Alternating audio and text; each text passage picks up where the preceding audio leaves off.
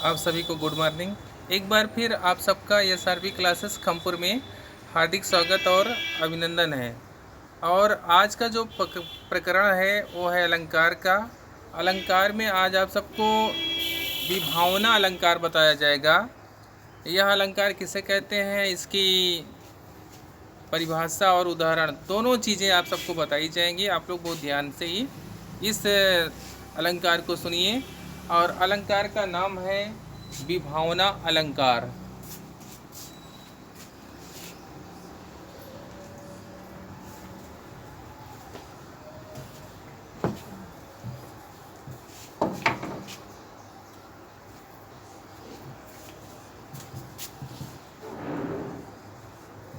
विभावना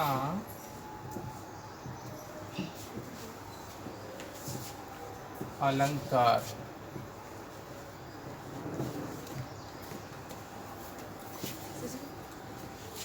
की परिभाषा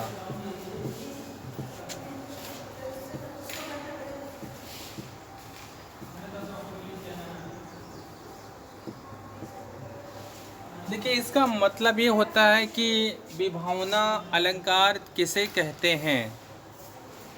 विभावना अलंकार की परिभाषा, हेडिंग का मतलब होता है कि विभावना अलंकार की परिभाषा लिखिए अथवा विभावना अलंकार किसे कहते हैं। तो आप लोग अब विभावना अलंकार की परिभाषा सुनिए। जहाँ पर बिना कारण के ही कार्य हो जाए, जहाँ पर बिना कारण के ही कार्य हो जाए वहाँ पर विभावना अलंकार होता है। ये इसकी बहुत ही सरल और बहुत ही आसान सी परिभाषा है। आप लोग इसे अपने नोटबुक पर नोट कर लीजिए और नोट करके याद कर लीजिए। इसे हम लिख दे रहे हैं, आज जैसे लिख रहे हैं आप लोग उसी तरह से अपने कॉपी पर लिख करके याद कर लें। परिभाषा इसकी है, जहाँ पर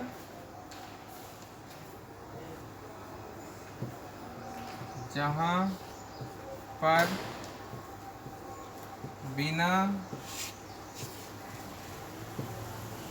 कारण के ही कार्य हो जाए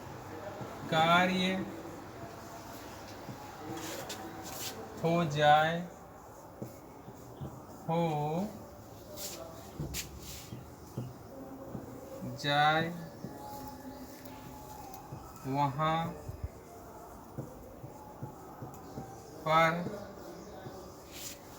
विभावना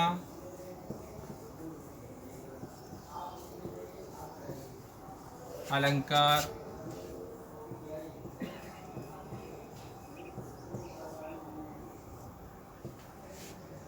होता है।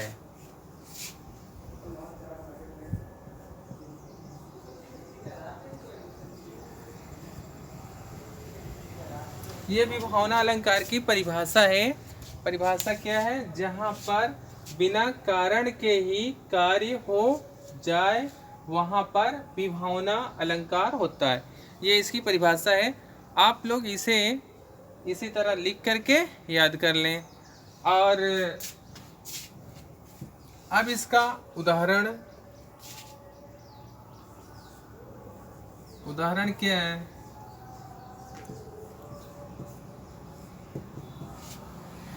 उदाहरण भी आप लोग समझ लें। परिभाषा के साथ साथ उदाहरण भी लिखना बहुत ही ज़रूरी होता है, क्योंकि बिना उदाहरण के यह अधूरा होता है। अधूरा का मतलब ये है कि जब भी यह पेपर में आता है परिभाषा के साथ साथ उदाहरण भी लिखने के लिए उसमें कहा जाता है। इसलिए अगर आप उदाहरण नहीं याद करेंगे तो यह अधूरा रहेगा। परिभाषा के साथ साथ उदाहरण भी आप लोग लिखिए, तब जाकर के यह परिभाषा और उदाहरण आपका पूरा होगा। तो परिभाषा तो आप लोग पहले ही लिख लिए हैं, अब उदाहरण क्या है इसको आप लोगों को लिख दे रहे हैं। आप लोग उसी तरह से लिख करके याद कर लीजिए। उदाहरण क्या है, ध्यान दीजिए। बिन पद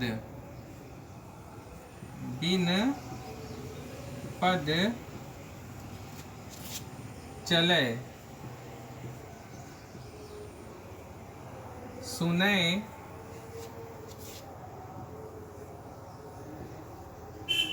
बिन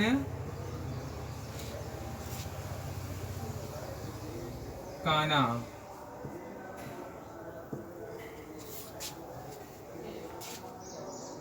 कर बिन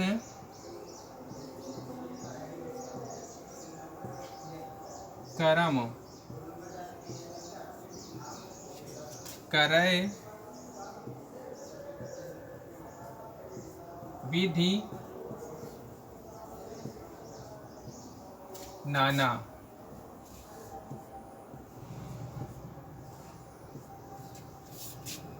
आनन रहित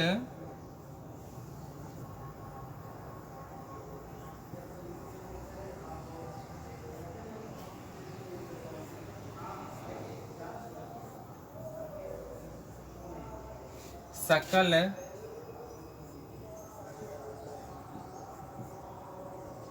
रस भोगी,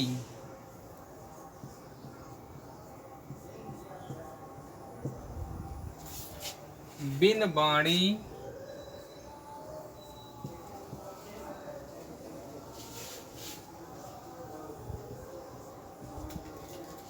बकता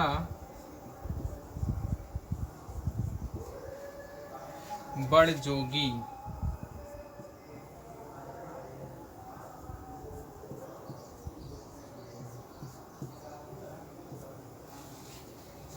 उदाहरण क्या है, आप लोग इसे ध्यान से देख लें। बिन पद चले सुने बिन काना, कर बिन करम करय विधि नाना। आनन रहित सकल रस भोगी, बिन बाणी बकता बड़ जोगी। ये उदाहरण है किस अलंकार का? विभावना अलंकार का। तो इस तरह से आप सबको अलंकार के प्रकरण में विभावना अलंकार की परिभाषा बता दी गई और उदाहरण दोनों चीजें आपको बता दिया गया है। अब आप लोग परिभाषा और उदाहरण दोनों अपने कॉपी पर लिख करके याद कर लें। और कहीं से अगर कोई भी आपको समस्या होती है तो आप लोग कमेंट बॉक्स में कमेंट करिए, आपको उस समस्या का समाधान किया जाएगा। तो उम्मीद करते हैं कि ये चीज़ें आपके समझ में आ गई होंगी, और जो भी चीज़ ना समझ में आई हो, आप लोग से हर वीडियो में बताया जाता है कि आप लोग कमेंट करिए। जो चीज़ें आपके समझ में नहीं आई है या क्या प्रॉब्लम हो रही है, उसे आप तुरंत कमेंट बॉक्स में लिख करके हम सबके पास भेज दीजिए।